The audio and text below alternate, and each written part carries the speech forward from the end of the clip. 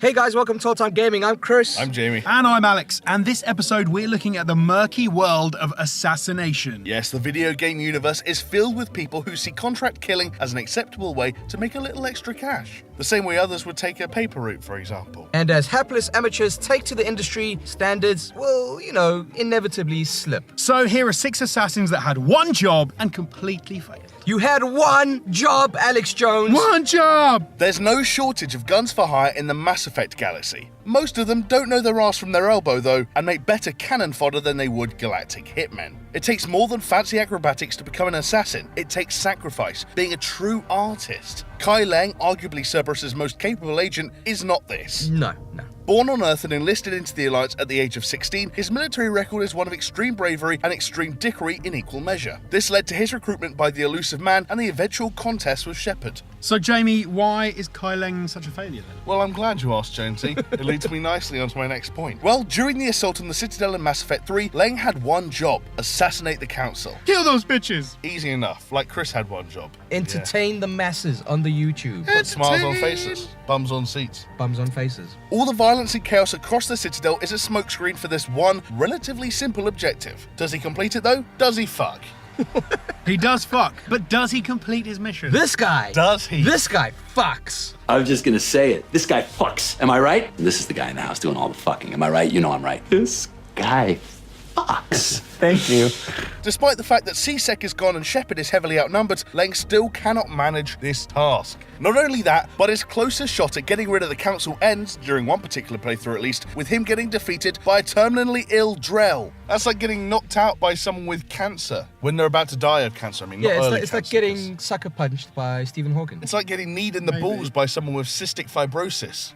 As Thane himself says, Leng should be embarrassed by the performance. Above all, Leng is just thoroughly unlikable, unjustifiably cocky, unforgivably sloppy. He's just bad. I mean, to be fair, he does kind of sound like any one of us. You know what one of us didn't do? None of us stabbed Thane. Fuck that guy. Yeah, fuck that guy. Now, they say that there is no honor among thieves, but assassins in video games have developed this mythos of respectability and brotherhood around their murders. The logical conclusion to this line of thinking is to establish a union, as you do. Oh, fuck that. We've all seen Gross Point Blank. He can fuck off with his union. Because killing someone is one thing, but being a scab is crossing the line. Such is the situation in the Elder Scrolls series. In Oblivion, however, the Assassin's Guild is infiltrated by Matthew Bellamont, a young member who is hell-bent on destroying the Brotherhood as revenge for the murder of his mother. I wonder who is even running the guild and how competent they actually are. For example, Bellamont is clearly related to a previous contract. It's kind of like a red flag.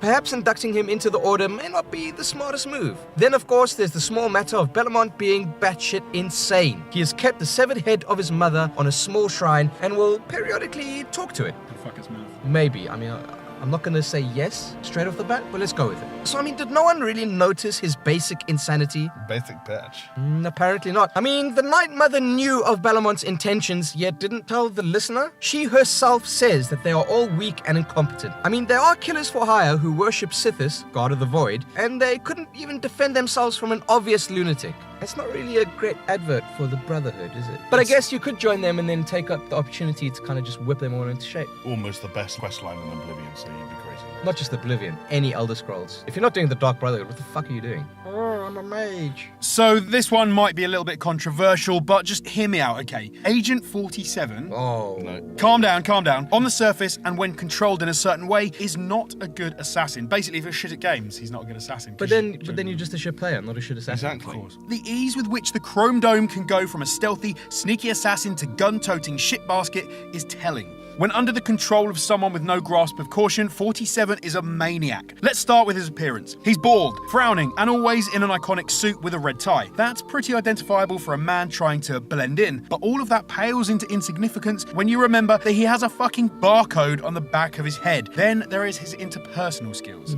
which are non-existent. He also has an eye for the ladies, and while James Bond may get away with using his knob to get women to switch sides, 47 does not. So we have an easily identifiable man who enjoys casual violence and infrequent sex. I'd say for an industry that trades on anonymity, that is not a fantastic character reference. The fact that he completes any assassinations at all means he's either the greatest hitman in the history of the world or the luckiest bastard to ever strap on 2 clown shoes and rub a nose. But what do you think? Is 47 fantastically competent or dangerously lucky? Let us know in the comments below. Plus, here's another thing, right? He's in 2 fucking movies. Hey, is that Timothy Oliphant? Or that other dude? Is that guy? Yeah, this is stupid. Pity the poor Batman boss. Condemned to being perpetually punched in the face by a millionaire in a fancy dress costume, they exist in a state of limbo. Too inept to defeat the Batman, but with a set of skills not suited to anything else. This may be part of the reason why in the Arkham games, the supervillains team up to take down Batman, but still invariably get caught in the middle of yet another fight between Joker and Bruce Wayne. It's always Joker and Bruce Wayne. Always the Joker. Such is the fate of the Electrocutioner, the second assassin hired by Black Mask to kill Batman in Arkham Origins. The Electrocutioner, real name Lester Buczynski, appears as a pit fighter on Penguin's ship with a golden opportunity to collect the bounty on old pointy ears. Wait. That's pointy ears. Just so the people that can't see the voiceover. That's the sound they make as he walks. Yeah.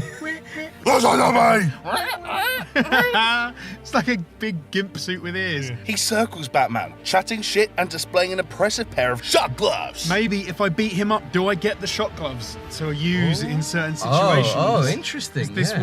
what? Is that what's going to happen? Because I bet it is. Wayne, who has never gone in for boasting, smacks down Lester in one well-aimed boot to the face. Events allow the Electrocutioner to escape though, apparently not content with being humiliated just once. Later, the Electrocutioner finds himself in the presence of the Joker, which goes just about as well as you'd imagine. So, what lessons can we take away from this? Firstly, don't talk shit. Yeah. Yeah, it makes you look like a loudmouth prick, so don't do it. Bitches get stitches. Second, if you must chat shit, actually back it up. And thirdly, don't go near the Joker. Just don't do it. I mean, Or Batman. yeah, rather just take in a movie or something. So on a list about assassins, we all know that there has to be an entry from Assassin's Creed, right? How very dare you, sir? How dare you? The series that made assassination both fun and educational has a reputation for being both amazing and pretty fucking awful as well. So who is it? Is it boring Connor, selfish Edward, blundering Jacob? Nope, we're going with that faceless asshole Arno Dorian. Arno manages to combine all 3 traits in one perfect asshole. I mean, that's a big arsehole. That's a big arsehole to fit that all in, right? The same joke. Yeah, sorry. we've got it.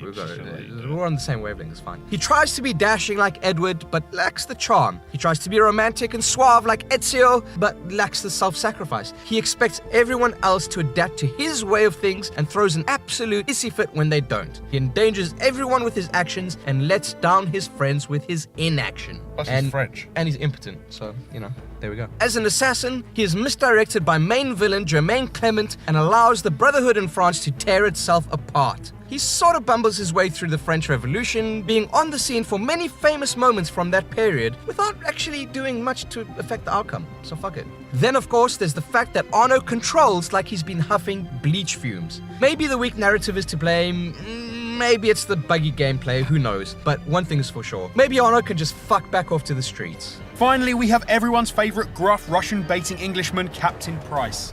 Captain Foot killing skills are remarkable. You take it.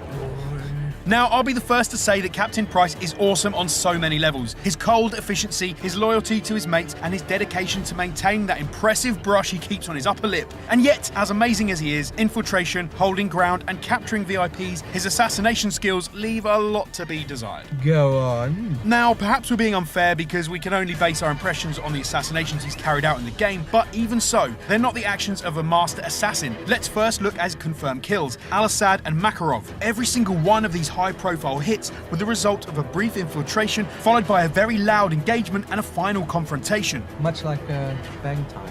Price can be subtle, but more often than not, his hits involve mortars, helicopters, and at least half of Russia hearing the noise. So not much of an assassin then, more just a murderer. His other target, Imran Zakhaev, survives his attempt, if only barely. We're not, strictly speaking, questioning his competency. I mean, let's face it, he mostly gets the job done, but while others would attempt to silently remove the threat from long range or make it look like an accident, Price's preferred method is more a sledgehammer to crack a nut. What a metaphor. So there we are, 6 assassins that should probably start browsing for another job. Maybe Jonesy was too harsh on Agent 47, or maybe you think we should cut the Dark Brotherhood some slack? Let us know in the comments below. Maybe your mum was too harsh on her vagina pushing you out. Oh my god. a like and a subscribe always goes a long way. Liam, until we can smash 5,000 likes on our open 10 packs. And if you enjoyed this video on orchestrated murder, perhaps you'd like our video on 6 of the most brutal games out there, and we will see you next time. For more lists that you just put on in the background while you're actually just searching for porn. See ya.